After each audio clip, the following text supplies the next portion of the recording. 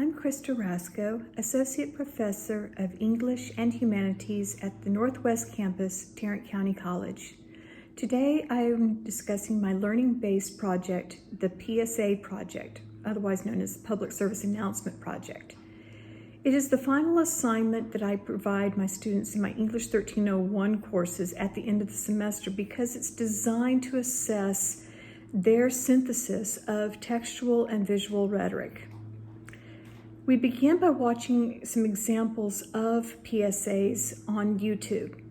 Students are aware of what a PSA is, but they may not really recognize that what they are seeing in that form of a commercial is a public service announcement.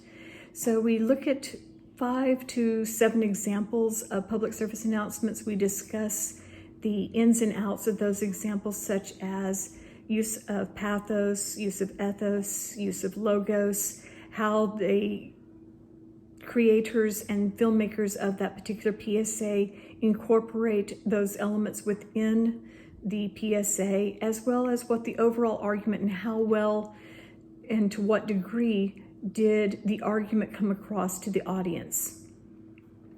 I emphasize the fact that most public service announcements are designed to provide factual evidence.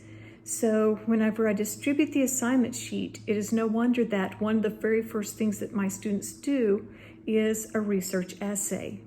They must research the topic of their PSA and find good factual information about that particular topic, whether it is about domestic violence, suicide prevention, drinking and driving, texting and driving. The topics are endless, and I allow students to choose their own topics once they are assigned to their groups. But once they have their particular topic, I want them to do research and incorporate that research into the public service announcement. So the research essay is an individual essay. All students must complete this part of the assignment, where they place the bibliographic entry at the top and then they write 2 paragraphs. The first paragraph breaks down the information found in the source that they have found.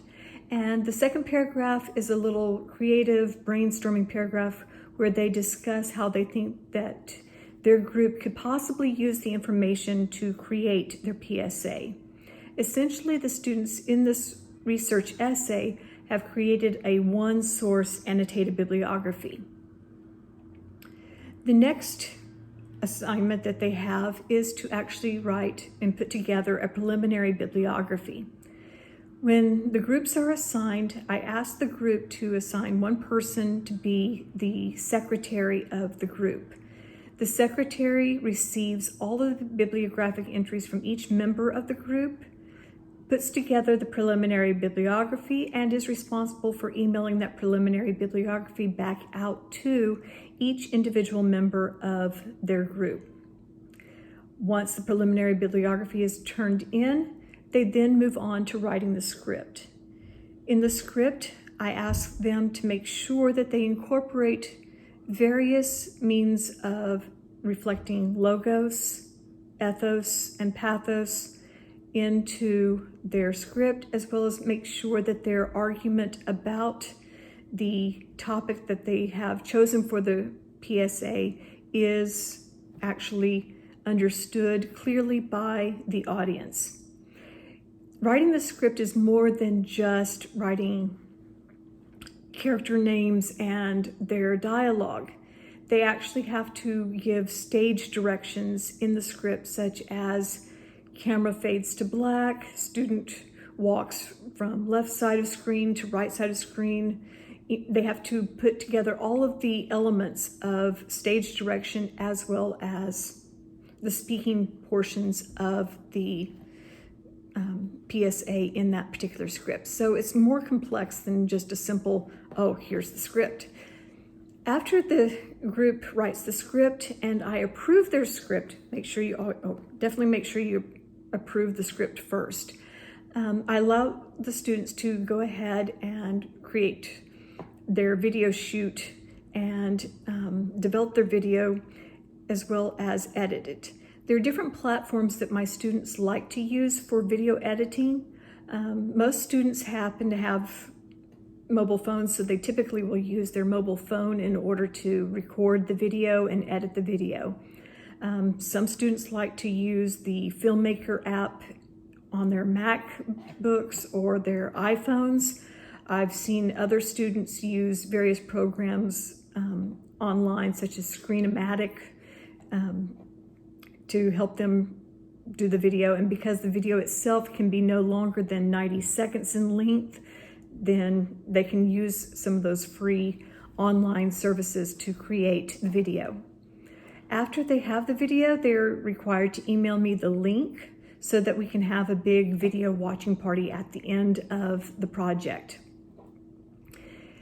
After I've gone over those assignments with them and given them the rubrics, like I said, I work with the class and we try to determine an appropriate number for the group. You want to have at least 7 members to each group. I know that seems like a large number, but if you don't have at least 7 members, you run into complications of having enough people to fill in the background and provide background for the video shoot itself. And it becomes a kind of a cumbersome task for any group that is smaller than 7. At least with 7 or more students, you can get high quality videos. At least that has been my experience.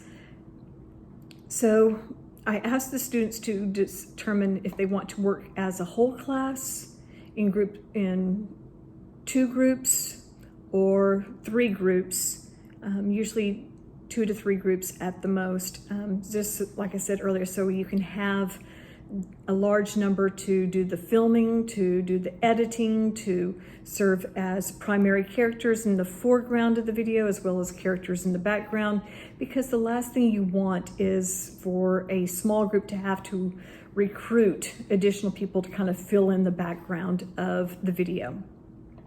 Although there have been some groups that have accomplished this task rather easily.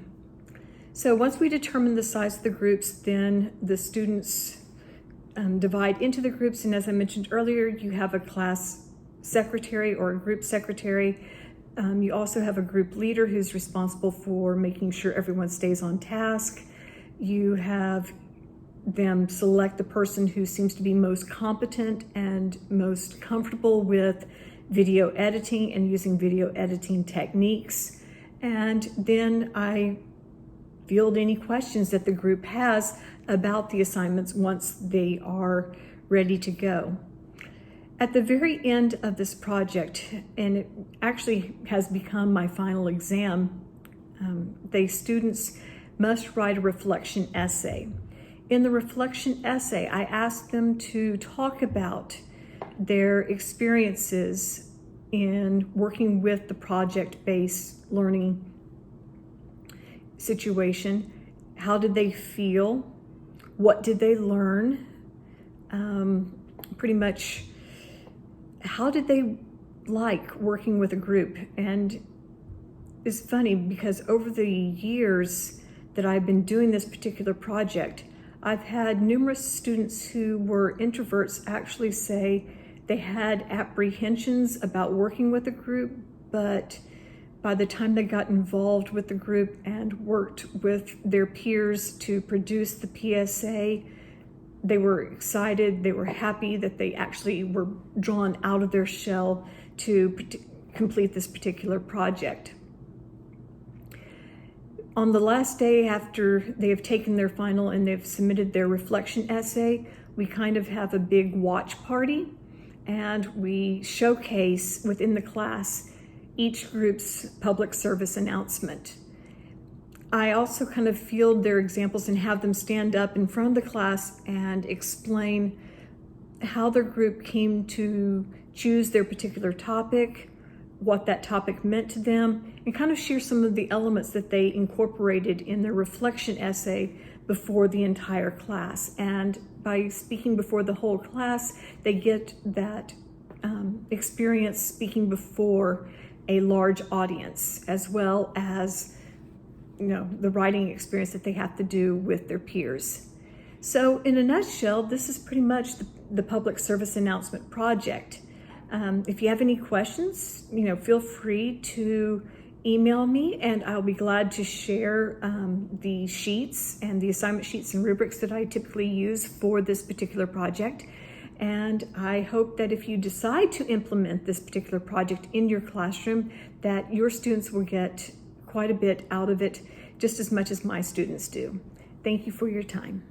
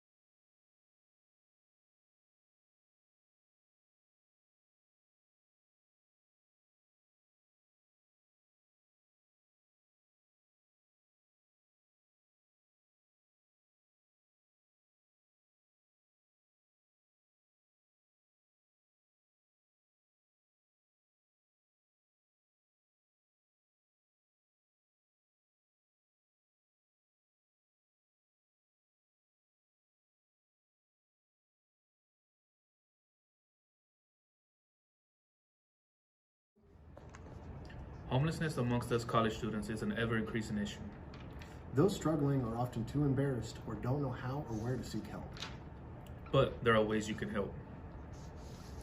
There are several outreach programs right here available at TCC. You can also volunteer at the TCC-sponsored food pantry held every third Friday right here on campus.